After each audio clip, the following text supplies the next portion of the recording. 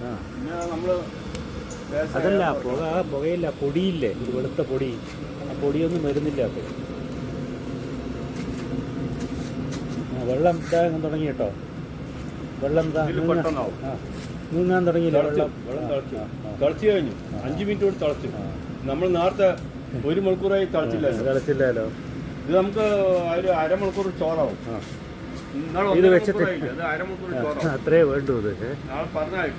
ഇക്കഴിഞ്ഞ ദിവസം Palakkad municipal bus സ്റ്റാൻഡിന് സമീപത്തുള്ള അഭിലാഷ് ഹോട്ടലിലേക്ക് കയറി ചെല്ലുമ്പോൾ അവിടെ സുമുഖനായ ഒരു വ്യക്തി ഹോട്ടൽ ഉടമസ്ഥനോട് സംസാരിച്ചു കൊണ്ട് നിൽക്കുന്നു. ഇദ്ദേഹത്തെ എവിടെയോ കണ്ടിട്ടുണ്ടല്ലോ.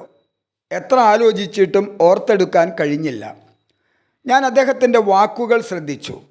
പുകയില്ലാതെ വിറക് കത്തിക്കുന്ന അടുപ്പുകളെക്കുറിച്ചാണ് അദ്ദേഹത്തിൻ്റെ വാക്കുകൾ. അപ്പോൾ ഞാൻ ഓർത്തു, ഏതോ ഒരു അടുപ്പ് വിൽപ്പനക്കാരൻ ഗ്യാസിന് വില കൂടിയപ്പോൾ, ഗ്യാസിൻ്റെ ലഭ്യത കുറഞ്ഞപ്പോൾ പല ഹോട്ടലുകളും അടച്ചുപൂട്ടി. പലരും വിറക് അടുപ്പുകളെക്കുറിച്ച് ചിന്തിക്കാൻ തുടങ്ങി. ആ അവസരം നോക്കി വിറക് അടുപ്പ് വിൽപ്പനയ്ക്ക് ഇറങ്ങിയ ഒരു വിൽപ്പനക്കാരൻ, അടുപ്പ് വിൽപ്പനക്കാരൻ. അങ്ങനെ സമാധാനിച്ചുവെങ്കിലും എനിക്ക് ആ മുഖം ഓർത്തെടുക്കാൻ കഴിയാത്തതിനാൽ ഞാൻ അദ്ദേഹത്തോട് ചോദിച്ചു, എനിക്ക് അങ്ങയെ എവിടെയോ കണ്ടു പരിചയമുണ്ട്, അങ്ങയുടെ പേര് പറയാൻ വിരോധമില്ലെങ്കിൽ ഒന്ന് പറയാമോ? അദ്ദേഹം ഉടനെ ഒരു ബിസിനസ് കാർഡ് എടുത്ത് എനിക്ക് തന്നു. ഞാനതിൽ വായിച്ചു, ഡോക്ടർ AS വരദരാജൻ. ശരിക്കും ഞാൻ ഞെട്ടിപ്പോയി. എൻ്റെ കണക്കുകൂട്ടലുകളൊക്കെ പിഴച്ചു. ഒരു വെറും അടുപ്പ് വിൽപ്പനക്കാരനല്ല എൻ്റെ മുൻപിൽ നിൽക്കുന്നത്. കേരളത്തിൽ അഗ്നിശമനം, അഗ്നിരക്ഷ ഇക്കാര്യത്തിലുള്ള അറിവുകളുള്ളവരുടെ പേരുകളെടുത്താൽ അതിൽ മുൻനിരയിൽ ഡോക്ടർ AS വരദരാജൻ ഉണ്ടാകും. അദ്ദേഹം കോളേജ് അധ്യാപകനായിരുന്നു, NSS എഞ്ചിനീയറിംഗ് കോളേജിൻ്റെ പ്രിൻസിപ്പളായിരുന്നു, സർക്കാരിൻ്റെ വിവിധ സമിതികളിൽ അംഗമായിരുന്നു.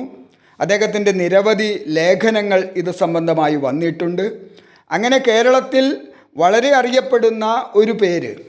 UGC സ്കെയിലിൽ പെൻഷൻ വാങ്ങി വീട്ടിൽ മിണ്ടാതെ ഇരിക്കേണ്ട പ്രായത്തിൽ അദ്ദേഹം സമർപ്പിത ഭാവത്തോടെ പുകയില്ലാത്ത അടുപ്പുകളെക്കുറിച്ച്, അതിൽ അദ്ദേഹം നടത്തിയ പരീക്ഷണങ്ങളെക്കുറിച്ച് ഒരു സാധാരണ ഹോട്ടൽ നടത്തിപ്പുകാരനോട് സംസാരിക്കുകയാണ്. ഇത്തരത്തിലുള്ള വ്യക്തിത്വങ്ങൾ നമുക്കെന്നും മാതൃകയാണ്, പ്രചോദനമാണ്. ഡോക്ടർ AS വരദരാജനെക്കുറിച്ച് വാർത്താ സമ്മേളനം വളരെ വിശദമായി പിന്നീട് നിങ്ങളോട് സംസാരിക്കുന്നതായിരിക്കും.